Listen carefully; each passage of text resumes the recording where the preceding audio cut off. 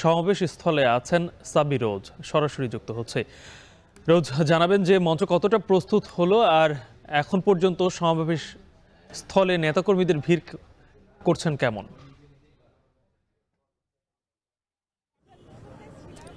ধন্যবাদ গালিব।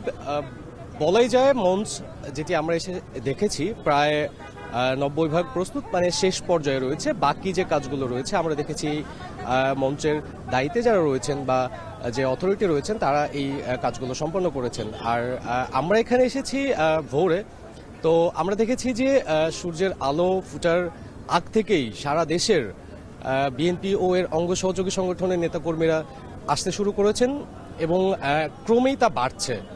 আপনি জানেন যে দীর্ঘ 17 বছর পর আজ লন্ডন সময় 12:15টায় লন্ডনের হিথ্রো এয়ারপোর্ট থেকে বাংলাদেশ বিমানের একটি নিয়মিত ফ্লাইটে রওনা করবেন বিএনপির ভারপ্রাপ্ত চেয়ারম্যান তারেক রহমান।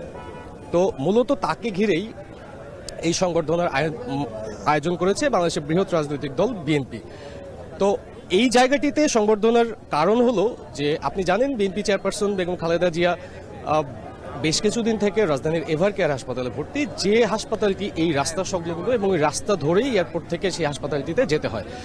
তো বিএনপির আমরা যতটুকু জেনেছি বিএনপির ভারপ্রাপ্ত চেয়ারম্যান সিলেট হয়ে ঢাকায় আসবেন, যে নিয়মিত যে রুটিনটি রয়েছে বাংলাদেশ বিমানের, এবং ঢাকা বিমানবন্দর থেকে তিনি সরাসরি আসবেন রাজধানীর এভার কেয়ার হাসপাতালে বিএনপি চেয়ারপারসন বেগম খালেদা জিয়াকে দেখতে। এবং এর পরবর্তীতেই এই 300 ফিটের ঠিক এই জায়গাটিতে সারা দেশের হাজারো লক্ষ কোটি মানুষের সমাগম ঘটাতে জন্য প্রস্তাব করেছে বিএনপি, এবং তারা যেটি বলছে যে মোটামুটি 1/2 কোটি এবং তার বেশি সংখ্যক মানুষের সমাগম তারা দেখতে চান এবং তারা করতে চান এবং সেটি প্রত্যাশা করছেন, এবং সেই মানুষের মাধ্যমেই বিএনপির ভারপ্রাপ্ত চেয়ারম্যান তারেক রহমানকে এই সংবর্ধনাটি দেওয়া হবে। এবং এই সংবর্ধনা শেষে আপনি জানেন তিনি গুলশানে 196 নম্বর বাসায় তিনি উঠবেন। এবং এখন পর্যন্ত আমরা যেটি লক্ষ্য করেছি আইনশৃঙ্খলা বাহিনীর কঠোর নিরাপত্তা রয়েছে এই অত্র এলাকা জুড়ে, এবং সরকারের বিভিন্ন ইউনিট রয়েছে এসএসএফ, বিজিবি সহ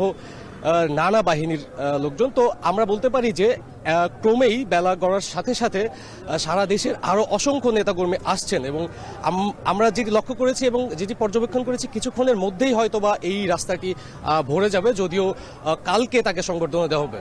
তো আপাতত এই ছিল আমার কাছে সর্বশেষ। গালিব, প্রায় 1.5 যুগের নির্বাসন জীবনের পর অবশেষে কাল দেশে ফিরছেন তারেক রহমান। প্রস্তুত হচ্ছে মঞ্চ, সেখান থেকে জানাচ্ছিলেন সাব্বির রোজ।